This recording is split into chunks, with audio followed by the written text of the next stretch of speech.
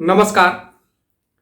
विश्व के सबसे प्राचीनतम विश्वविद्यालयों में से एक, विश्व के सबसे पहले आवासीय विश्वविद्यालय, मैं बात कर रहा हूं नालंदा विश्वविद्यालय की। तो बख्तियार खिलजी ने नालंदा विश्वविद्यालय को आखिर क्यों आग लगवा दिया था? आखिर क्या हुआ जिसके कारण बख्तियार खिलजी ने नालंदा विश्वविद्यालय को नेस्तनाबूद कर दिया, या कहिए कि नालंदा विश्वविद्यालय को खत्म कर दिया? तो मैं इसके बारे में आपको विस्तार से बताऊंगा आखिर हुआ क्या। थोड़ा मैं नालंदा विश्वविद्यालय के बारे में जस्ट एक व्यू बता दूं, जिससे वीडियो आगे समझ आने में आपको आसानी होगी।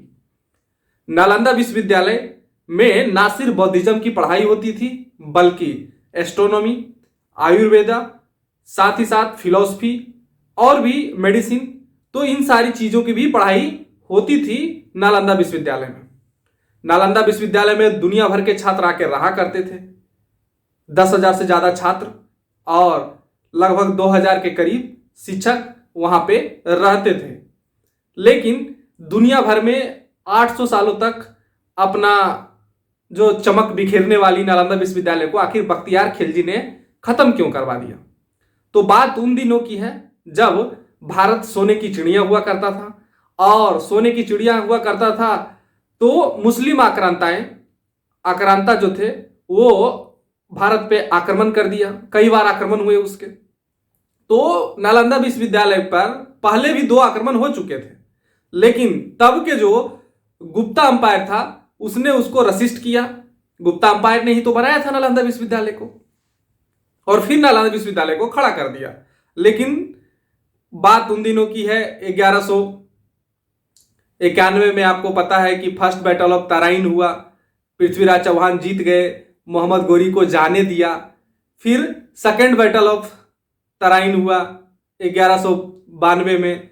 तब अपने जिस दुश्मन को छोड़ दिए और अपने लोगों की गद्दारी के कारण पृथ्वीराज चौहान उस लड़ाई हार गए। बाद में क्या हुआ कि कुतुबुद्दीन ऐबक के ही ये सेनापति था, उसी के अंदर था ये बख्तियार खिलजी। तो बिहार पे भी लगभग कब्जा हो चुका था सारे क्षेत्रों पे बख्तियार खिलजी का। तो बख्तियार खिलजी पड़ गया बीमार, और जब बख्तियार खिलजी पड़ गया बीमार तो उसके जो खुद के हकीम थे, ये टर्की के था, तुर्किश था ये, तो इसके जो खुद के हकीम थे वो हकीम इसके इलाज करने में असमर्थ थे। तो उस समय नालंदा विश्वविद्यालय की ख्याति थी। मैं पहले इसके बारे में बहुत सारी चीज आपको बता चुका हूं कि किस तरह से हमारे पूर्वज आयुर्वेदा, एस्ट्रोनॉमी, मैथमेटिक्स, इन सारे चीजों के, मतलब जब दुनिया आंखें खोल रही थी तो हमारे पूर्वज एकदम बहुत आगे चले गए थे, है ना। तो ये सारी चीजें थी। तो हुआ क्या कि जो राहुल श्रीभद्र थे, कहाँ के?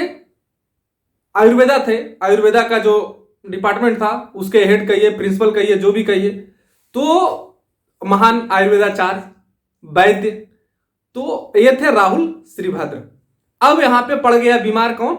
बख्तियार खिलजी। और बख्तियार खिलजी अपने हकीमों के द्वारा इलाज कराने के बाद भी सही नहीं हुआ, तो मजबूरी बस, हालांकि काफिरों से तो इलाज कराना नहीं चाहता था बख्तियार खिलजी, नन मुस्लिम से। तो लेकिन उसकी बीमारी बढ़ती गई। तो फाइनली हुआ क्या कि बुलाया गया राहुल श्रीभद्र, इनको बुलाया गया।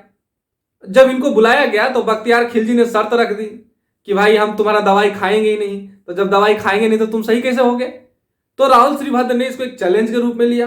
और यहां भी एक वो हो गया कि एक वैद्य का अपना जो जिंदगी था, जो कर्तव्य था, वो पूरा कर रहे थे कि जो बीमार है उसको सही करना है, चाहे वो किसी भी धर्म से रहे, चाहे वो आक्रांता ही क्यों ना हो, है ना।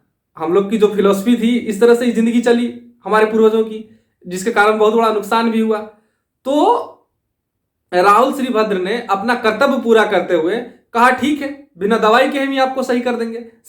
ये तो नहीं कहा उन्होंने बोला कि मैं आपको कुरान देता हूं। चूंकि ये मुस्लिम थे, कुरान इनका पवित्र ग्रंथ था, तो मैं कुरान देता हूं, आप इस कुरान के कुछ पन्ने रोज पढ़ा करिए। और जब कुरान के कुछ पन्ने रोज पढ़ता था तो धीरे धीरे क्या हुआ कि इसकी बीमारी सही हो गई। अब इसके पीछे क्या बातें थी? इसके पीछे एक बड़ा कारण यह था कि कुरान के पन्नों में पर दवाई का लेप लगा दिया गया था। जो भी दवाई थी उसका लेप लगा दिया गया था। और बख्तियार खिलजी पढ़ता था, और पढ़ता था थूक लगा के पढ़ता था, थूक आप समझ ही रहे हैं, पन्ना उलटने के लिए। तो जब ये सारी चीजें करता था तो उससे क्या होता था कि पन्ने पे जो दवाई की घोल लगी हुई थी उससे उसके मुंह में चला जाया करता था। बख्तियार खिलजी हो गया सही। जब ये बातें बख्तियार खिलजी को पता चला तो बख्तियार खिलजी के तो एक तो जो इसके हकीम थे, जो इसके अपने डॉक्टर्स थे सो कॉल्ड, तो वो तो खत्म ही हो गए, और एक आदमी इस तरह से इसको ठीक कर दिया बख्तियार खिलजी को। तो बख्तियार खिलजी ने देखा कि भाई ये लोग इतने महान हुए कहां से, इन लोग के पास इतने ज्ञान आई कहां से। तो भाई कहां से ज्ञान आई, नालंदा यूनिवर्सिटी से आई, नालंदा विश्वविद्यालय से आई, तो नालंदा को जला दो। तो बख्तियार खिलजी ने अटैक कर दिया नालंदा यूनिवर्सिटी पर, और नालंदा यूनिवर्सिटी में बख्तियार खिलजी ने आग लगा दी। और कहा यह जाता है कि उस समय दुनिया की सबसे बड़ी लाइब्रेरी हुआ करता था नालंदा विश्वविद्यालय के पास, दुनिया की सबसे बड़ी लाइब्रेरी। 90 लाख बुक हुआ करते थे, 90 लाख बुक, समझ रहे हैं। तो और कई बुक ऐसे थी जो ओरिजिनल थी, मतलब उसका कोई फोटोकॉपी उस समय तो था ही नहीं, मतलब उसका कहीं और दूसरा लेखन ही नहीं था, वो ओरिजिनल टेक्स्ट था। कई ऐसे बुकें थी, और उस टेक्स्ट को जला दिया गया किसके द्वारा, बख्तियार खिलजी के द्वारा। और सिरफिरा था, उसमें कोई दो राय नहीं, सिरफिरा पागल मनहूस जो भी कहिए, बाद में दर्दनाक मौत मारा भी है। तो ये सिरफिरा ने उस विश्वविद्यालय में आग लगा दी, उसकी लाइब्रेरी जला दी। और जो मिन्हाज उन सिराज हैं तवाकत उल नसीरी, उन्होंने अपने उस बुक में लिखा है, और ये भी मुस्लिम हिस्टोरियन थे, ऐसा नहीं कि कोई दूसरा हिस्टोरियन थे ये। इन्होंने अपने बुक में लिखा है कि नालंदा विश्वविद्यालय में इतनी बुकें थी कि 3 महीने तक आग लगी थी इस लाइब्रेरी में, 3 महीने तक किताबें धू धू कर जलती रही।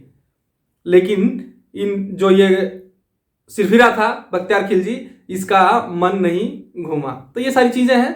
खैर, नालंदा विश्वविद्यालय को जला दिया गया, और कोई भी विभत्स काम कोई कर सकता है तो वो बख्तियार खिलजी ने किया। और दुर्भाग्य देखिए कि उसी बख्तियार खिलजी के नाम से बिहार में बख्तियारपुर रेलवे स्टेशन भी है ना। कहीं ना कहीं सोचने वाली बात है। मैं ये नहीं कहता कि मतलब दुर्भाग्य कहिए या जो कहिए, हमारे पूर्वजों की दरियादिली कहिए, आज भी बख्तियारपुर रेलवे स्टेशन है, बख्तियारपुर शहर है उसके नाम से। किसके नाम से, इस बख्तियार खिलजी के नाम से, जिसने भारतीयों का जो एक बड़ा वो था, कल्चर था, उसको खत्म कर दिया, उसकी संस्कृति खत्म कर दी। कई ऐसे बुकों को जला दिया जो रहा ही नहीं, और दुनिया भर में शिक्षा का केंद्र को नेस्तानाबूद कर दिया गया इस बख्तियार खिलजी सिरफिरे पागल के द्वारा। तो जो भी मेरे को देख रहे हैं, बहुत बहुत धन्यवाद। Please do like and subscribe my channel, keep supporting. Thank you all of you. जय हिंद, जय भारत, धन्यवाद।